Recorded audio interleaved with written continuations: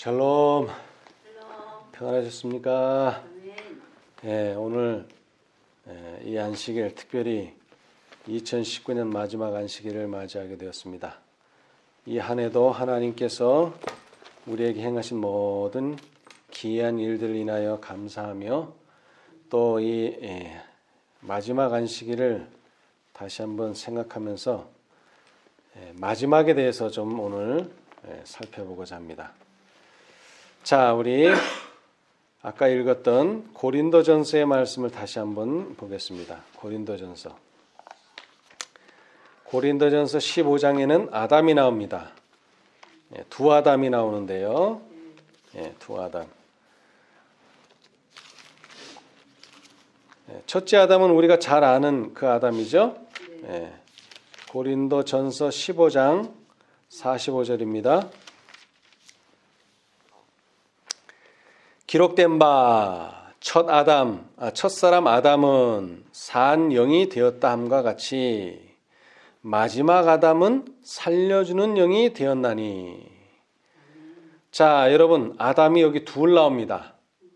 둘이 나오는데, 자, 첫째 아담이 처음 아담이 되겠고요.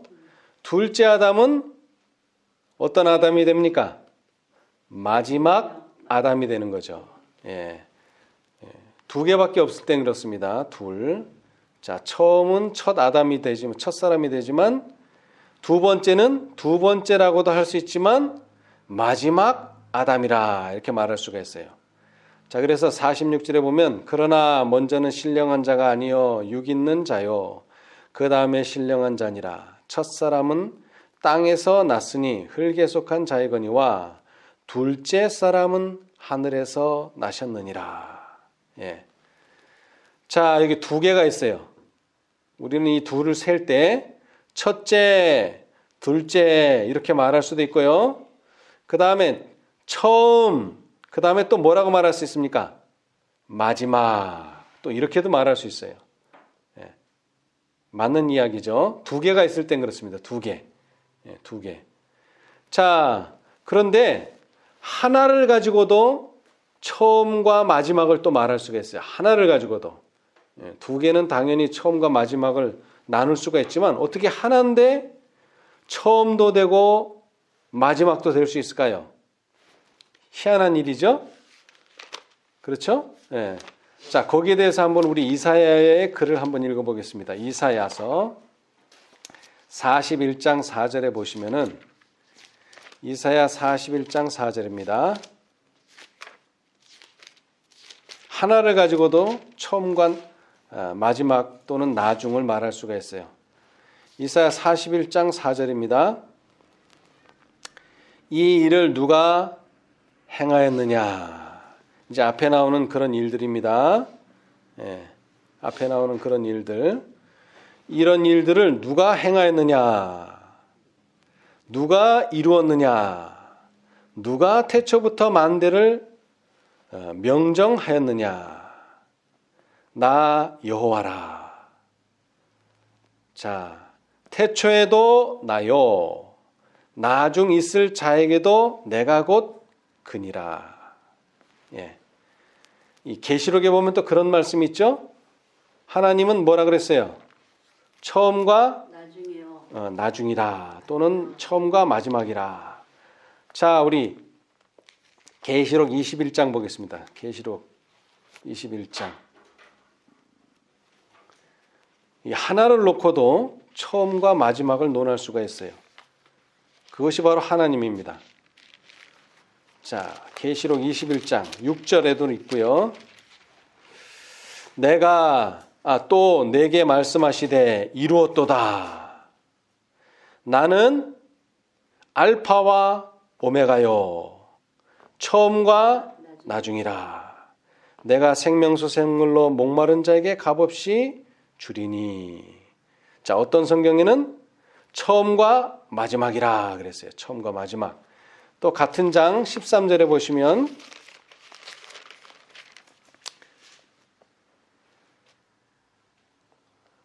13장이 아니네. 이게 제가 잘못 적었네. 13절이 아니라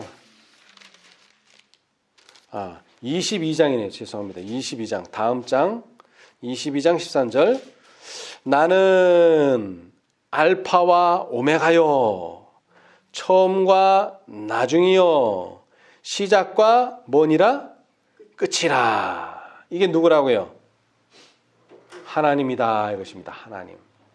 하나님은 처음부터 끝이 되시고, 그 말은 처음과 끝만 말하는 게 아니라 처음부터 끝날 때까지가 다 하나님의 역사고, 그 하나님의 역사가 특별히 계시록 21장 6절에는 이루었다는 것입니다. 하나님께서 이루었다는 거예요. 구속의 경륜 자체를 이루시고, 하나님께서 이 세상을 창조하신 것뿐만 아니라 이 타락한 세상을 다시 구속으로 당신의 것으로 삼으셨다는 것이죠.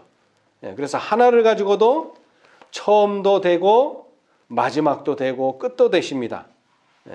그리고 두 아담처럼 첫 사람이 있는가 하면 둘째 사람 곧 마지막 사람도 있어요. 아담도 있어요. 자, 그럼 세 개가 있을 땐 또 어떻게 될까요? 세 개. 세 개가 있을 때도 당연히 첫째, 둘째, 셋째라고도 말할 수 있지만 첫째, 둘째, 그리고 뭐라고 말할 수 있습니까? 마지막이라. 이 세 번은 상당히 성경에 많이 나옵니다. 예수님께서 겟세마네에서 몇 번 기도하셨나요? 세 번 하셨죠? 자, 우리 마태복음 26장. 마태복음 26장 44절에 또 저희를 두시고 나아가 세 번째 동일한 말씀으로 기도하신 후에 이에 제자들에게 오사 이르시되 이제는 자고 쉬라. 보라 때가 가까웠으니 인자가 죄인의 손에 팔리우느니라. 아멘. 자, 세 번 기도하셨어요. 자, 그래서 첫 번째, 두 번째, 세 번째 기도하실 때 우리는 또 뭐라고 말할 수 있어요? 마지막 기도를 하셨다. 이렇게 말할 수도 있죠. 이 3은 상당히 많이 나온다고 그랬어요. 자, 또 이 베드로하고 관련된 3이라고 하는 숫자가 상당히 많아요. 예수님께서 베드로에게 뭐라고 말씀하셨습니까? 네가 나를 세 번 부인하겠다. 자, 요한복음 13장 38절. 예수께서 대답하시되 내가 나를 위하여 내 목숨을 버리겠느냐?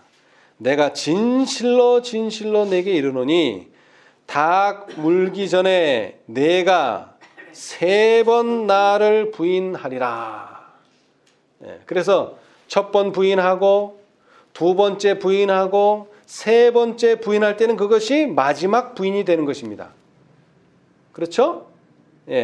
그래서 예수님께서는 베드로의 이 실수와 이 잘못을 회개하고 돌이켰을 때에 그에게 다시 질문하셨어요. 몇 번 질문하셨습니까?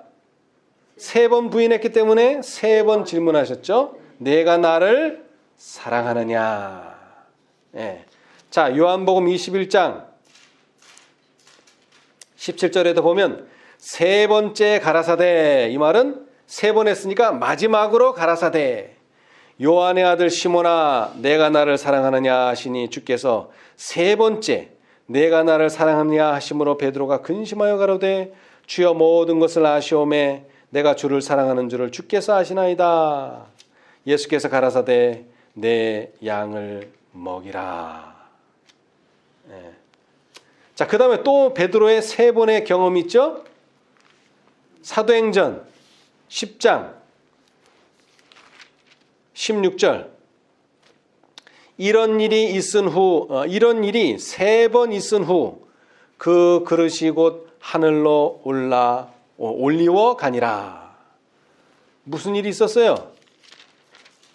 베드로가 기도를 하고 있는데 하늘에서 보자기가 내려왔죠.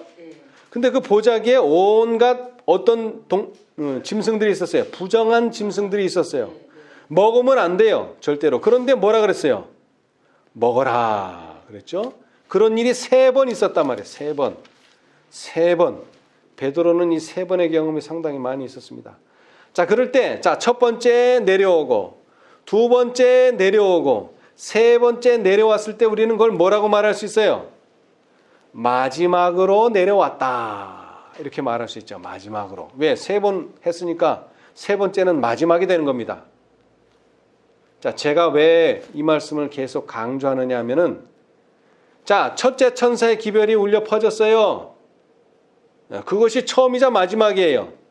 자, 그런데 둘째 천사의 기별이 울려 퍼졌어요. 그러면은, 자, 첫 번째는 어떤 기별이에요? 첫째 천사의 기별이죠, 당연히. 그 다음에 둘째 천사의 기별은 둘째 천사의 기별임과 아울러 이건 무슨 기별이에요? 마지막 기별이에요. 왜냐하면 그 기별 듣고 죽는 사람도 있으니까. 자, 그런데 첫째 천사의 기별이 오고 그 다음에 둘째 천사의 기별이 오고 그 다음에 더 나아가서 셋째 천사의 기별까지도 왔어요. 자, 그러면 셋째가 이제 뭐가 되는 거예요? 이제는 여기서는 마지막이 되는 거죠.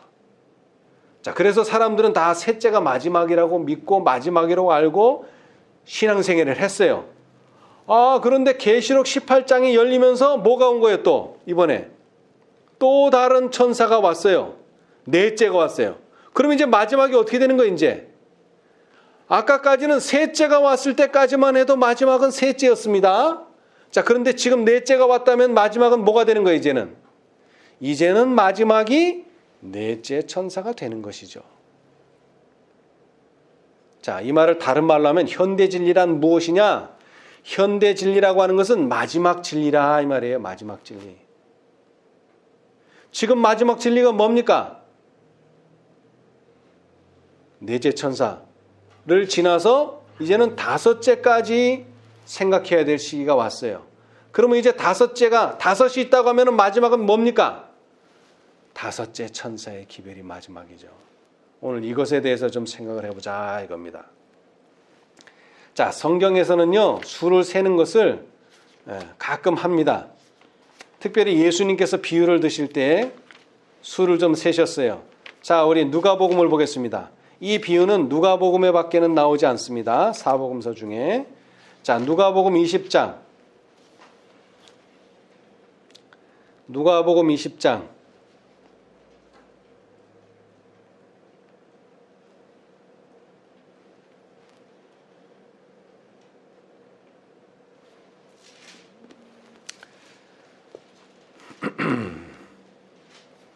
자, 1절로부터 제가 한번 읽겠습니다. 하루는 예수께서 성전에서 백성을 가르치시며 복음을 전하실새 대제사장들과 서기관들이 장로들과 함께 가까이 와서 말하여 가로되 당신이 무슨 권세로 이런 일을 하는지 이 권세를 준 이가 누구인지 우리에게 말하라. 자, 오늘은 이날은 이 대제사장들과 서기관들과 장로들, 이 사람들은 교회의 누굽니까? 지도자들이죠. 지도자들이 와서 예수님에게 질문을 하나 던졌는데 당신이 무슨 권세로 이런 일을 하느냐? 또 이 권세를 준 이가 누구냐? 이게 무슨 뜻입니까? 이 말이 무슨 뜻이에요? 자, 여러분, 지금 이 지상에는 하나님의 교회가 있어요. 2000년 전에 예수님 당시에. 어느 교회가 있었느냐 하면 유대의 교회가 있었어요. 자, 유대 교회의 권세는 누가 주신 겁니까? 하나님이 주신 거예요. 하나님이.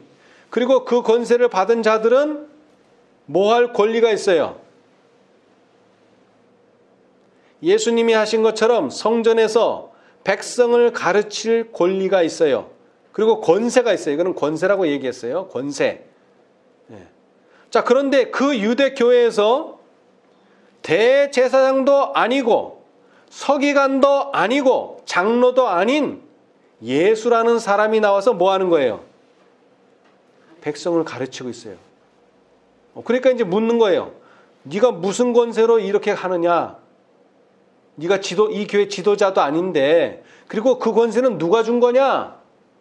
물어보는 거죠. 그러니까 다른 말로 하면 대제사장, 서기관, 장로는 뭘 가졌다는 거예요? 백성을 가르칠 권세를 가졌다는 거예요. 어떻게? 하나님께로부터 받았다는 거예요, 자기들은. 근데 너는 무슨 권세로 이렇게 하느냐? 이제 묻는 거죠. 자, 그럴 때 예수님께서 대답하셨죠. 대답하여 가라사대 나도 한 말을 너에게 물으리니 내게 말하라. 요한의 침례가 하늘로서냐 사람에게로서냐. 자, 예수님께서 이런 질문을 받았을 때에 그들에게 다시 한번 질문을 했어요. 요한의 침례가 하늘로서냐 사람에게로서냐. 자, 그랬더니 이제 이 사람들이, 이 지도자들이 의논을 해요. 저희가 서로 의논하여 가로되. 자, 이제 두 가지 대답을 할 수 있죠. 하나는 뭡니까? 하늘로서 왔다. 하나는 사람에게서 왔다. 이 둘 중에 하나를 대답해야 돼요. 자, 그런데 이제 생각해 봤어요. 이 지도자들이. 하늘로서 왔다. 그러면 어떻게 되는 거예요? 인정을 한다. 그러면은 뭐를 해야 돼요? 하늘로서 왔다는 걸 알았다면 어떻게 해야 돼요? 그것을 받아들이고 자기네도 거기에 따라야 되죠. 자, 그런데 따르고 있어요? 안 따르고 있어요, 지금? 안 따르고 있단 말이에요. 그러니까는 그렇게 대답할 수가 없어요. 자, 그런데 반대로 이제 또 사람에게서 왔다. 그러면 또 어떻게 되는 거예요? 백성이 요한을 뭐로 인정한다고요? 선지자로 인정하니까 저희가 우리를 돌로 칠 것이라. 그래서 뭐라고 대답했어요? 우리는 어디로서인지 알지 못하노라. 이건 정말 몰라서 모르는 게 아니라 대답을 회피하는 거예요. 오늘날 많은 재림교인들이 현대 진리를 뭐라고 얘기해요? 왜 이걸 안 가르치냐 그러면은 그거는 애매하고 난처한 진리다. 이것은 시인할 수도 없고 그렇다고 부인할 수도 없고, 그러니까 나는 거기에 대해서는 말하고 싶지 않다. 회피해요. 똑같아요. 유대 당시나 지금이나. 자, 그럴 때 예수님께서 8절 예수께서 이르시되 나도 무슨 권세로 이런 일을 하는지 너희에게 이르지 아니하리라 라고 대답은 하셨지만 사실 이르지 않는 게 아니에요. 왜? 9절을 보면 나와요. 답이. 자, 직접적으로는 무슨 권세로 이런 일을 하는지 말씀하지 않으셨어요. 자, 그런데 어떤 방법으로요? 비유로는 설명해 주십니다. 비유로는. 자, 그 다음 비유를 우리가 잘 봐야 돼. 그러니까 이 비유로 백성에게 말씀하시되 한 사람이 포도원을 만들어 농부들에게 새로 주고 타국에 가서 오래 있다가. 자, 여러분, 교회가 포도원이 목사가 만든 겁니까? 장로가 만든 거예요? 아니면 서기관이 만든 거예요? 아니에요. 이거는 하나님이 만드신 겁니다. 주인이 만드신 거예요. 포도원은 주인이 만든 거예요. 그러면 거기에 있는 지도자들은 왜 거기 있어요? 자기가 만들지도 않았는데. 자, 만들기는 주인이 만들고 하나님이 만드셨지만 포도원을, 교회를 어떻게 하라고 누구에게 맡겼어요? 농부들에게 맡겼어요. 그죠? 자, 그런데 농부들은 뭐를 해야 돼요? 지키는 게 아니죠. 그 포도원을 잘 관리해서 뭐를? 세를 드려야 돼요. 세를. 여기 나와 있잖아요. 농부들에게 뭐로 주고? 세로 주고. 여러분, 세를 내야 된다 이 말이에요. 이것은 의무이기도 하고 특권이기도 한 것입니다. 자, 그런데 이 주인이 어디로 갔다고요? 타국에 가서 오래 있다가. 10절 때가 이름에 포도원 소출 얼마를 바치게 하려고 한 종을 농부들에게 보내니 농부들이 종을 어떻게 했어요? 심히 때리고 거저 보내었거늘. 자, 때리는 것까진 좋아요. 근데 뭐를 줘야 돼요? 세를 줘야 돼요. 또는 소출을 줘야 돼요. 근데 줬어요? 안 줬어요? 안 주고 거저 보냈어요. 이것이 첫 번째 종입니다. 자, 그러니까 또 종을 보냈어요. 이것이 몇 번째 종이에요? 두 번째 종이에요. 다른 종을 보내니 그도 심히 때리고 능욕하고 거저 보내었거늘. 다시 몇 번째? 세 번째 종을 보내니 이도 상하게 하고 내어 쫓은지라. 첫째 종도 거저 보내고 둘째 종도 거저 보내고 심지어는 몇 번째? 세 번째 종도 거저 보냈어요. 자, 이것이 마지막 종입니까? 아니요. 또 다른 종이 기다리고 있어요. 포도원 주인이 가로되 어찌할꼬 내 사랑하는 아들을 보내리니. 이것이 몇 번째 종이에요? 네 번째 종인과 아울러, 물론 종은 아니고 아들이죠. 네 번째로 보내는 사람임과 아울러 이 네 번째는 어떤 종이라고요? 마지막 사자예요. 마지막 사자. 마지막으로 보내는 거예요. 왜 마지막이에요? 자, 읽어보면 나와요. 저희가 혹 그를 공경하리라 하였더니 농부들이 그를 보고 알아봤어요. 그죠? 서로 의논하여 가로되 이는 상속자니 죽이고 그 유업을 우리의 것으로 만들자 하고. 자, 여러분, 첫째 종이 죽었어요? 둘째 종이 죽었어요?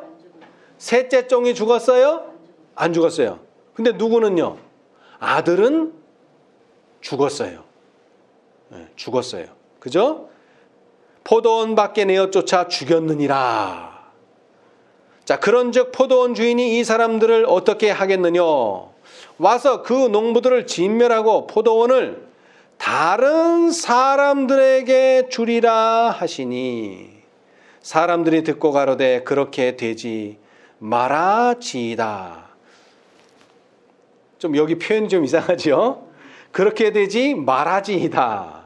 예, 쉬운 말로 말하자면 그렇게 되면은 안 됩니다. 이런 뜻이겠죠? 예, 누가 그렇게 말했어요? 사람들이. 예, 왜 그렇게 말했을까요? 왜 그렇게 말했을까요? 자기들이 있을 자리를 잃어버리게 된다는 거예요. 왜? 마지막 네 번째 사자도 뭐 했기 때문에? 거절했기 때문에 이번에는 뭐가 바뀌는 거예요? 농부가 바뀌는 거예요. 농부가. 사람이 바뀌어요. 여태까지 첫째 거절했을 때도 그 사람, 둘째 거절했을 때도 그 사람, 셋째 거절했을 때도 그 사람이지만 넷째를 거절하면 어떻게 되는 거예요? 이제 사람이 바뀌어요. 그러니까 이전 사람들이 만나게 될 사자는 네 번째가 뭐가 되는 거예요? 마지막이 되는 거예요. 더 이상에 보내는 사자는 없어요. 그리고 이 사자를 거절하면 어떻게 되는 거예요? 사람이 바뀌어 이제 농부가 바뀌는 겁니다, 여러분. 여러분, 새 천사의 기별을 받아들였던 재림 교회가 1888년에 뭘 거절했어요? 1888년에 뭘 거절했어요? 믿음으로 말미암는 의, 예수님의 의를 거절함으로 인해서 뭐가 바뀌었어요? 이제는 사람이 바뀌었어요. 포도원은 그대로 있는데 그 포도원을 관리하는 사람이 바뀌었어요. 넷째를 거절한 다음에는 제1차, 제2차 세계대전을 통해서 농부들이 바뀌었다는 것을 우리가 분명히 볼 수 있어요. 자, 그런데 이것이 여기에서 끝난다면 계시록 18장을 정확히 설명하고 있지 못하죠? 왜? 계시록 18장에는 또 뭐가 나와요? 다른 음성이 나오죠. 자, 이제 계속 읽어보겠습니다. 지금 몇째 사자까지 나왔어요? 넷째까지 나왔어요. 자, 그리고서 예수님께서 이제 17절에 저희를 보시며 가라사대 그러면 기록된 바 건축자들의 버린 돌이 모퉁이의 머릿돌이 되었느니라 함이 어찌미뇨 무릇 이 돌 위에 떨어지는 자는 깨어지겠고 이 돌이 사람 위에 떨어지면 저를 가루로 만들어 흩으리라 하시니라. 서기관들과 대제사장들이 예수의 이 비유는 자기들을 가리켜 말씀하심인 줄 알고 즉시 잡고자 하되 백성을 두려워하더라.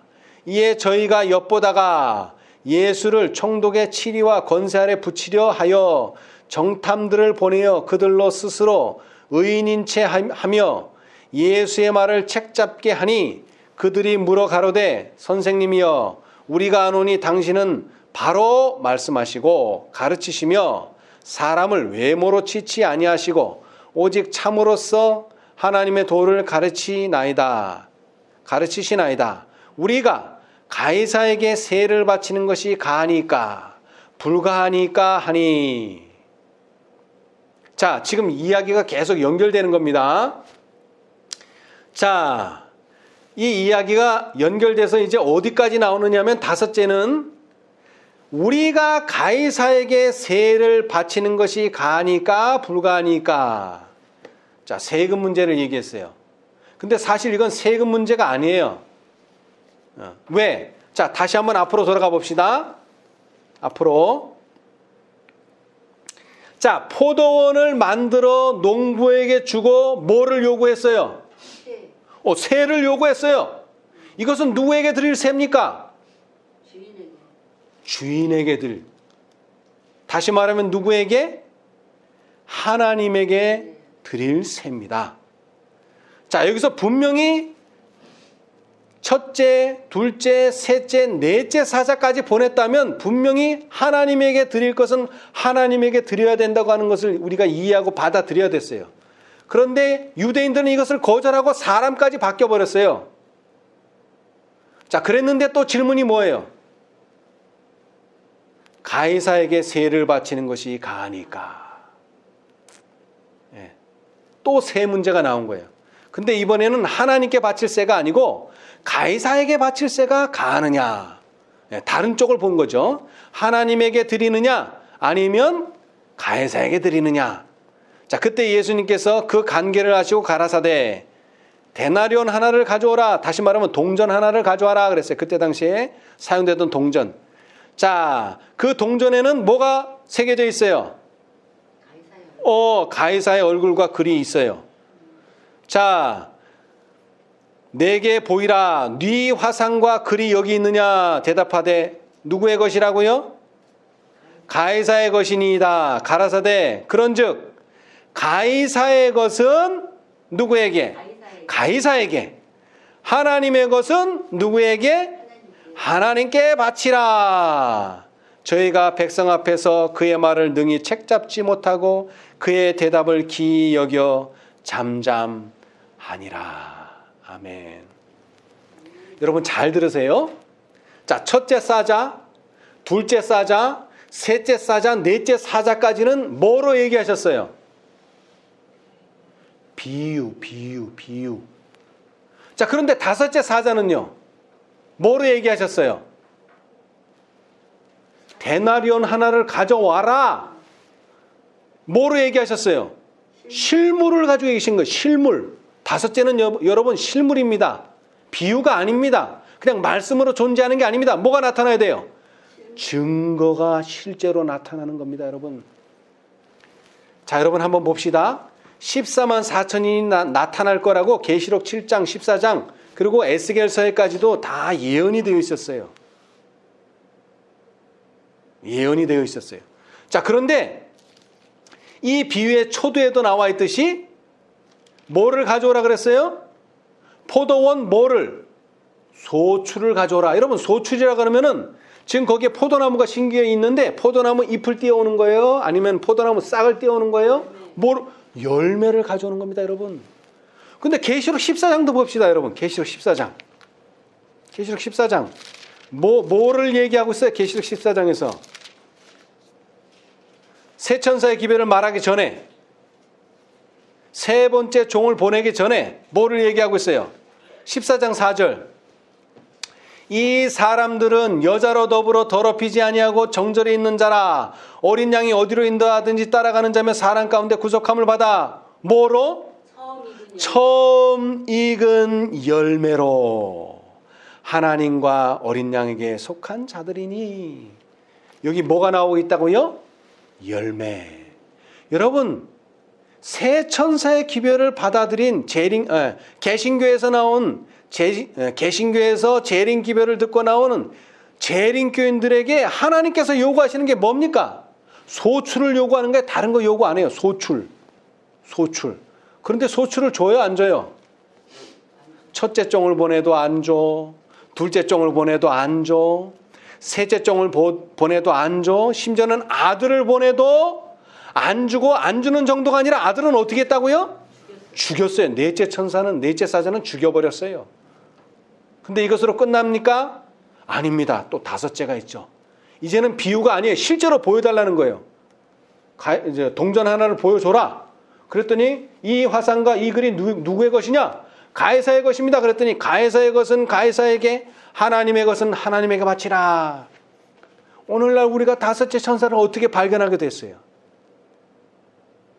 말씀대로 사는 사람들이 그 열매를 맺으려고 할 때 누가요? 교회의 당국자들이 무엇을 강조하면서 교회의 유전과 전통 그리고 대총회의 권위를 내세우면서 더 이상 거기에 대해서 언급하지 말고 거기에 대해서 말하지 말라. 그러나 하나님께서는 뭘 요구하신다고요? 이제 실물을 요구하신다. 이것이 다섯째가 하는 일입니다, 여러분. 그래서 다섯째가 뭘 해야 되느냐?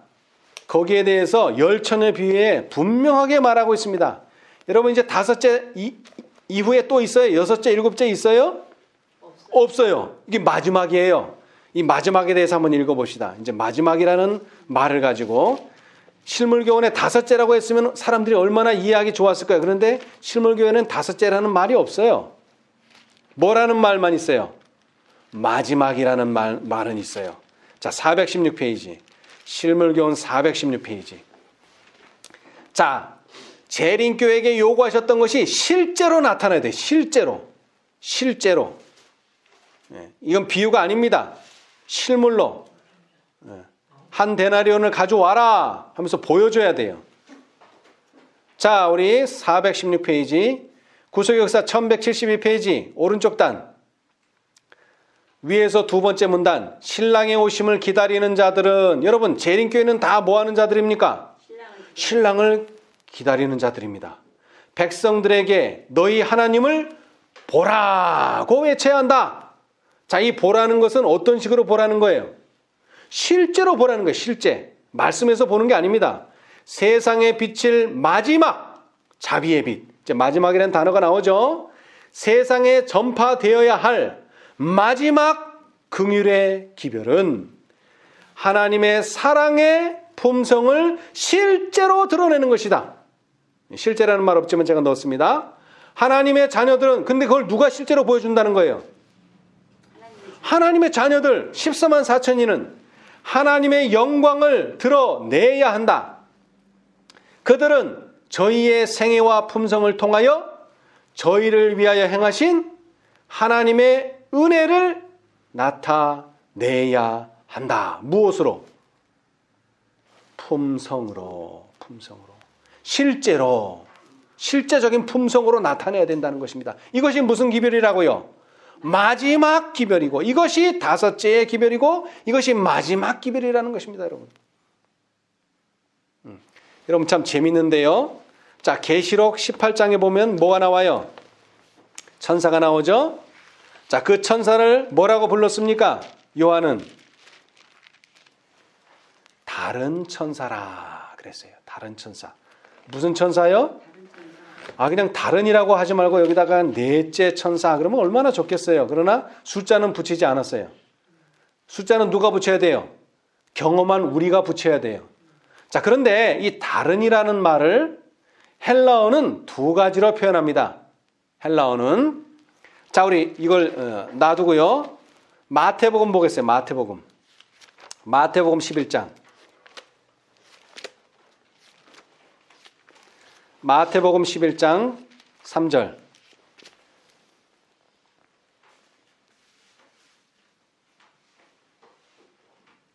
예수께 여짜오되, 누가 여짜왔느냐면은 요한이 오실 그이가 당신이오니까 우리가 다른 이를 기다려오리까. 자, 메시아가 당신입니까? 아니면 다른 사람입니까? 이렇게 물어보는 거죠.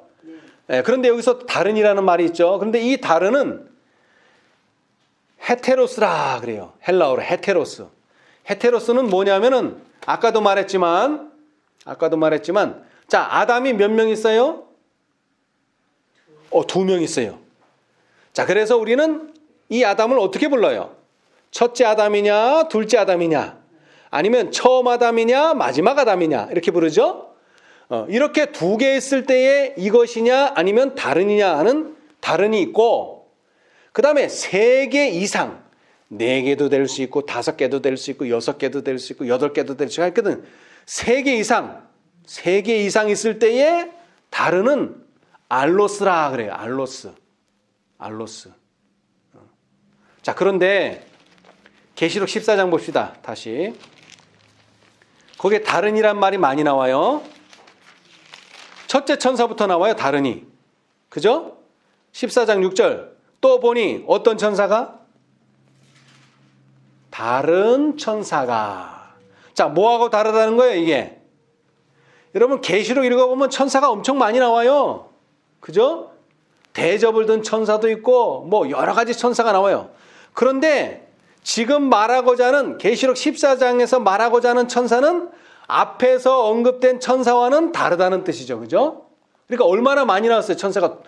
둘만 나온 게 아니에요. 그러니까 당연히 뭐라고 써야 돼요, 여기는? 다르다는 게. 셋 이상일 경우에 다르다로 나와야 되겠죠? 그래서 여기는 알로스예요. 자, 그 다음에 이 첫째만 다른 게 아니에요. 둘째도 다르죠? 둘째, 8절에 또 다른 천사. 그럼 여기도 뭘로 나와야 돼요? 알로스. 여러 개 있는 중에 다른. 자, 그 다음에 셋째도 또 달라요. 그죠? 다른. 또 다른 천사고 셋째가. 여기도 또 뭐예요? 다른이. 알로스예요. 알로스. 자, 그런데 이 다른이 여기서 끝나는 게 아니에요. 계속 달라요. 자, 18장 가봅시다.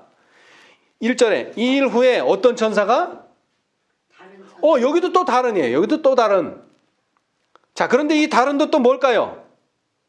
네 번째 중에 다르니까 또 뭐라고 써야 돼요? 넷째 천사. 알로스라고 써야죠. 알로스. 여러 개 있는 중에 다른. 자, 그 다음에 또 나와요. 다른이. 이번엔 천사가 아니라 음성이에요. 자, 이것도 또 뭐라고 써야 돼요? 알로스라고 써야 돼요. 자, 그런데 이 알로스가 3개 이상일 때 다르다 그랬죠? 그렇죠? 그런데 자, 아까 비유 누가복음 해봅시다. 3번째 보내도 안 되고 4번째 보내도 아들까지 죽인 이 사람들을 죽이고 이 농부들을 없이 하고 하나님께서 다른 사람을 농부로 쓰신다 그랬어요. 그죠? 여기에 다른은 뭘까요? 여기에 다른은 그건 알로스가 아닐 것 같아요. 아니지. 그런데 여기도 알로스예요. 셋 이상의 다른 알로스. 네. 자, 여러분 생각해 보세요. 자, 재림교회에서 누가 나왔어요? 사람이 바뀌어서 개혁운동이 나왔어요. 그죠?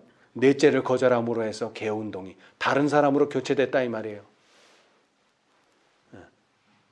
그런데 여기에 다른을 헤테로스로 썼다면 이 개혁운동이 하나님의 사업 맞춰야 돼요. 둘 중에 하나니까 이 사람 아니면 이 사람이 해야 되니까.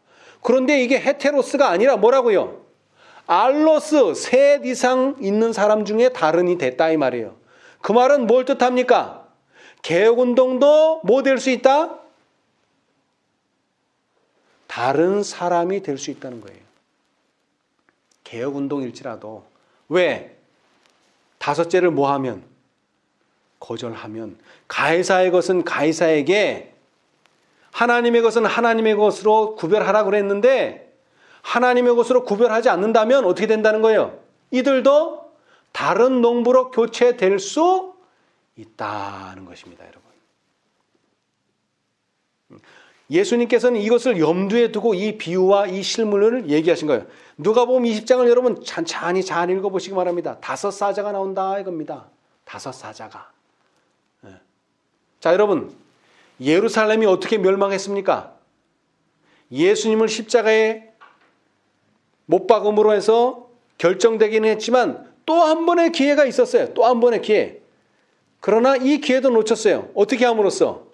예수님의 제자를 돌로 쳐 죽임으로, 스데반을 돌로 쳐 죽임으로 그 기회는 없어져 버렸어요. 마찬가지로 개혁운동이 그 일을 할 수 있었는데 그 일을 못하게 된 이유는 하나님의 것은 하나님의 것으로, 가이사의 것은 가이사의 것으로 구분하지 못했기 때문에 하나님께서는 그 2세 제자를 다시 한번 기회를 주신 거예요. 그래서 다섯째까지 온 것이죠. 예. 이것이 이제는 뭐라는 거예요? 마지막이 된다는 것입니다. 근데 사실 이것은 세 번째 종에 의해서 예언돼 있어요. 여러분, 세 번째 종을 쫓아냈다는 말은 계속 오는 종들도 결국 쫓김을 당할 것이 이미 예상할 수 있는 바입니다. 예. 자, 여러분, 셋째 천사의 기별이 뭡니까? 셋째 천사의 기별이 뭐예요? 자, 우리 요한계시록 14장. 뭐를 받지 말라? 짐승과 그의 우상에게 경배하고 이마에나 손에 표를 받으면 그도 하나님의 진노의 포도주를 마시리니. 그러니까 뭐 하지 말라는 거예요? 그 우상에게 경배하지 말고 또 뭐도 하지 말라? 표도 받지 말라는 것입니다. 셋째 천사의 기별이 그거예요. 자, 그런데 여러분, 사람이 이 세상에 처음으로 태어났을 때, 처음으로 창조되었을 때 누구의 형상으로 창조되었습니까? 자, 우리 봅시다. 창세기 1장. 창세기 1장. 26절. 27절. 하나님이 가라사대 우리의 형상. 우리가 누구예요? 하나님. 하나님, 세 분의 하나님. 아버지 하나님, 아들 하나님, 성령 하나님의 형상을 따라 우리의 모양대로 아버지 하나님, 아들 하나님, 성령의 하나님의 모양대로 우리가 아버지 하나님, 아들 하나님, 성령 하나님이 사람을 만들고. 자, 27절. 하나님이 자기 형상, 곧 하나님의 형상대로 사람을 창조하시되. 자, 그래서 이 아담과 하와는 어떤 형상으로 창조됐다고요? 하나님의 형상으로 창조됐습니다. 너무나 간단하고 너무나 쉬운 이야기죠. 자, 그런데 범죄한 이후에는 어떻게 됐을까요? 범죄한 이후에는. 자, 5장. 창세기 5장.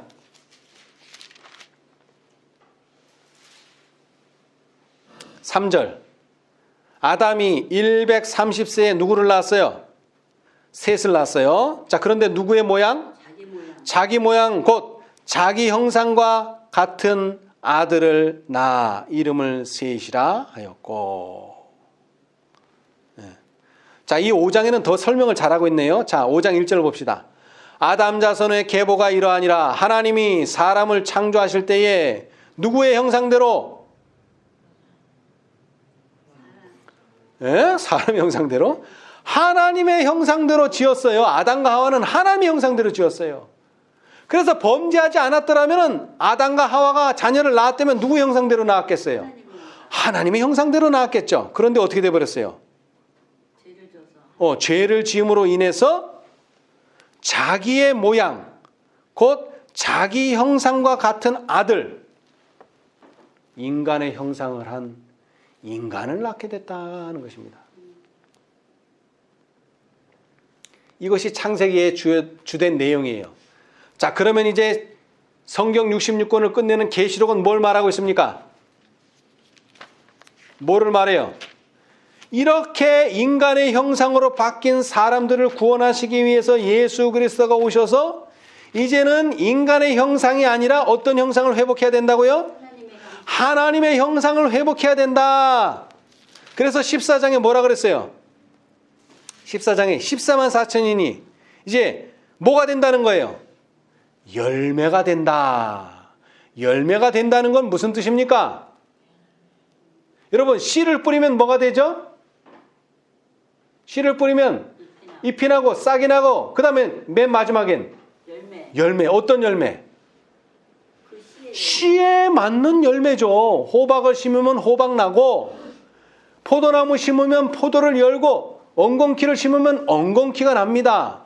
자, 하나님은 원래 인간을 하나님의 형상으로 심으셨지만 인간 스스로가 범죄함으로 말미암아 하나님의 형상이 아닌 사단의 형상을 가지게 됐었어요. 그런데 하나님께서 이 일을 회복하시기 위해서 예수 그리스도를 보내시고 세 천사, 넷째 천사, 다섯째 천사를 보내서 결국 뭐를 이뤄낸다는 거예요? 하나님의 형상을 갖는 사람들을 만들어내시겠다는 것이 하나님의 계획이라 이거예요. 자, 그런 의미에서 고린도전서 다시 봅시다. 고린도전서. 자, 그걸 생각하면서 15장 자, 45절부터 읽어봅시다. 기록된 바 첫사람 아담은 산 영이 되었다 함과 같이 마지막 아담은 살려주는 영이 되었나니 그러나 먼저는 신령한 자가 아니요 육 있는 자요 그 다음에 신령한 자니라. 첫사람은 땅에서 났으니 흙에 속한 자이거니와 둘째 사람은 하늘에서 나셨느니라. 무릇 흙에 속한 자는 저 흙에 속한 자들과 같고 무릇 하늘에 속한 자는 저 하늘에 속한 자들과 같으니. 자, 그 다음 잘 들으세요. 우리가 흙에 속한 자의 형상을 입은 것 같이 마지막 아담은 우리를 어떻게 만들어져요? 또한 하늘에 속한 자의 형상을 뭐하리라? 입으리라. 아멘. 이것을 베드로는 어떻게 설명하고 있느냐 하면은 베드로후서 1장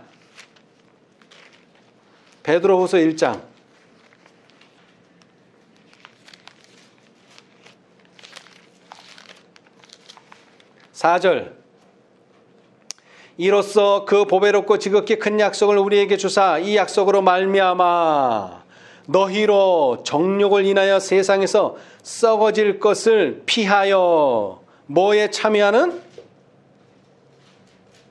신의 성품에 참여하는 자가 되게 하려 하셨으니. 아멘. 이런 자들이 나타난다는 것입니다. 누구로 말미암아? 마지막 아담으로 말미암아. 마지막 다섯째 천사의 기별로 말미암아. 하나님의 형상이 회복된다는 것입니다. 반면에 셋째 천사의 기별이 강조하고 있듯이 하나님께서는 당신의 자녀들을 하나님의 형상으로 회복하는 반면 사단은요 어떻게 합니까? 사단은요 사단은 사단의 형상을 만들어낼 것입니다. 자, 계시록 13장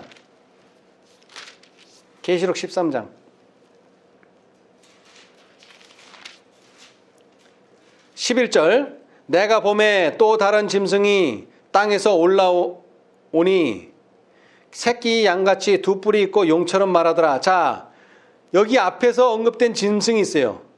앞에서 언급된 짐승은 여러분이 잘 아시는 것처럼 천주교회를 상징합니다. 천주교회. 왜 천주교회가 짐승이에요? 하나님이 거룩하게 만들어 놓으신 율법을 자기 마음대로 훼손하고 자기 마음대로 법을 바꿔버렸어요. 이것은 짐승이나 할 수 있는 일입니다. 절대로 하나님의 자녀가 할 수 있는 일이 아닙니다. 자, 그런데 그 짐승으로 하나님의 사단의 사업이 끝나는 게 아니라 또 다른 짐승이 나타나요. 어떤 짐승이요? 새끼 양 같은 두 뿔을 가진 짐승. 그죠? 이 짐승이 나타나서 뭐를 합니까? 자, 12절 저가 먼저 나온 짐승의 모든 권세를 그 앞에서 행하고 땅과 땅에 거하는 자들로 처음 짐승에게 경배하게 하니 곧 죽게 되었던 상처가 나은 자니라. 큰 이적을 행하되 심지어 사람들 앞에서 불이 하늘로부터 땅에 내려오게 하고 짐승 앞에서 받은 바 이적을 행함으로 땅에 거하는 자들을 미혹하며 땅에 거하는 자들에게 이르기를 칼에 상하였다가 살아난 짐승을 위하여 무엇을 만들라? 우상을 만들라. 여러분 단어가 달라서 그런데 이 우상을 영어로 보면 형상이에요. 똑같은 형상, 이미지. 자, 하나님께서 사람을 어떻게 만드셨다고요? 하나님의 형상, 이미지로 만들었어요. 이미지. 그런데 이 사단도요, 마지막 때 자기 이미지를 만들어요. 그죠? 그게 뭐예요? 짐승의 우상이에요. 짐승의 우상. 자, 그래서 이것은 이제 14장으로 이어집니다. 13장의 우상이 14장으로 이어져요. 자, 9절로 가봅시다. 9절. 이것이 바로 셋째 천사가 지적하고 있는 바예요. 또 다른 천사 곧 셋째가 그 뒤를 따라 큰 음성으로 가로되 만일 누구든지 짐승과 그의 우상에게 경배하고 이마에나 손에 표를 받으면 그도 하나님의 진노의 포도주를 마시리니 그 진노의 잔에 섞인 것이 없이 부은 포도주라. 거룩한 천사들 앞과 어린 양 앞에서 불과 유황으로 고난을 받으리니 그 고난의 연기가 세세토록 올라가리로다. 짐승과 그의 우상에게 경배하고 그의 이름의 표를 받는 자는 누구든지 밤낮 쉼을 얻지 못하리라 하더라. 아멘. 자, 여기서 우리는 분명히 짐승의 우상이 뭐라는 걸 압니까? 일요일 법령의 강요와 일요일 법령을 지키도록 강요하는 것을 우리가 보게 될 것입니다. 자, 그러나 사실 하나님께서는 이 세상 마지막에 십자가를 높이 드십니다. 십자가를 높이 들어요. 자, 그런데 이번에 십자가는 누가 빠졌어요? 여러분, 골고다의 십자가가 몇 개입니까? 3개죠. 자, 그런데 이번에 예수님께서 보여주시는 십자가는 2개입니다. 왜? 예수님의 십자가는 없어요. 예수님이 이 세상에 계시지 않기 때문에. 자, 그러나 우편에 있던 십자가와 좌편에 있던 십자가를 분명하게 보여주십니다. 자, 우편의 십자가는 어떤 십자가를 상징합니까? 하나님을 믿은 사람들이 어떠한 형상으로 변화되었는가. 여러분, 십자가에서 죽는 사람들은 어떤 사람들을 십자가에 죽인다 그랬어요? 아주 극악무도한 사람. 그렇죠? 아주 악한 사람을 십자가에 답니다. 자, 그런데 우편 강도가 어떻게 바뀌었어요? 하나님의 형상으로 바뀌어버렸어요, 사람이. 자, 그런데 왼편 강도는요, 그의 모습 그대로입니다. 그래서 조롱해요. 응? 우편 강도를 조롱해요. 그러나 우편 강도는 뭐라 그랬어요? 아, 그런 말 하지 말아라. 응? 하나님께서는 아무 죄 없이 십자가에 달리셨다. 예수님을 변호해 줬어요. 여러분, 일요일 시험령이 강요될 때 어떤 것이 나타나느냐? 2개의 십자가가 뚜렷하게 나타납니다. 하나는 하나님의 편에 서는 십자가, 하나는요 사단의 편에 서는 십자가. 다른 말로 하면 품성이 적나라하게 드러난다 이거예요. 골고다에서 예수님께서 십자가에 달리심으로 예수님이 보여주신 게 뭡니까? 하나님의 품성입니다. 다른 거 아닙니다. 품성.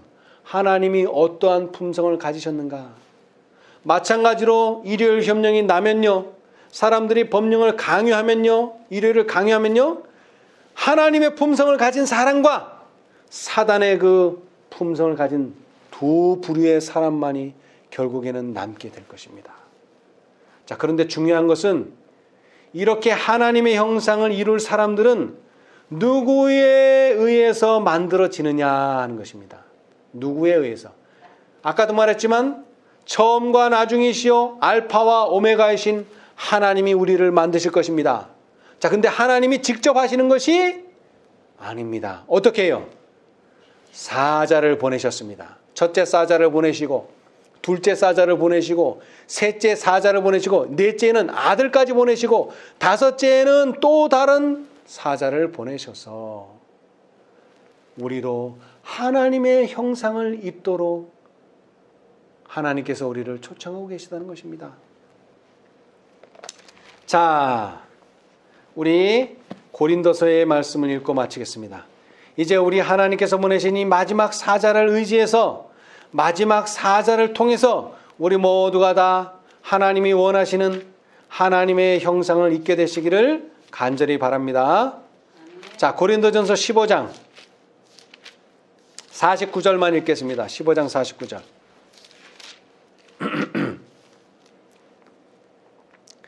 우리가 흙에 속한 자의 형상을 입은 것 같이 또한 하늘에 속한 자의 형상을 입으리라. 아멘.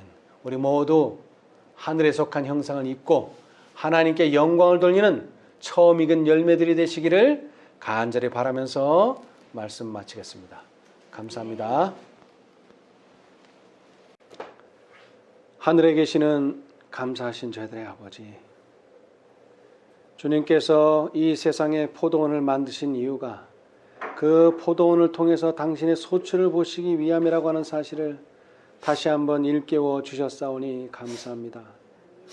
하나님께서 당신의 형상으로 우리 인간을 창조하셨지만 인간이 범죄함으로 말미암아 인간의 형상만을 낳을 수밖에 없는 그러한 불행한 상황이 벌어졌습니다.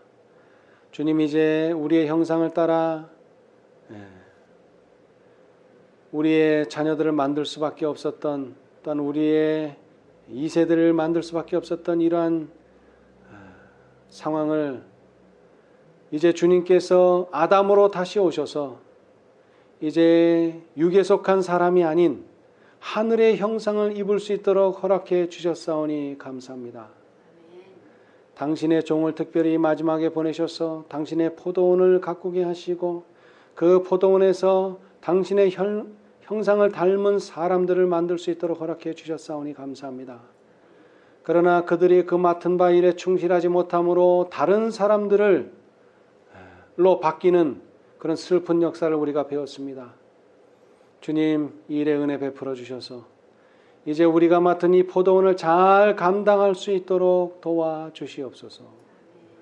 가해사의 것은 가해사에게 주지만 하나님의 것은 하나님께 드릴 수 있는 그러한 모든 당신의 종들 될 수 있게 도와주시옵소서.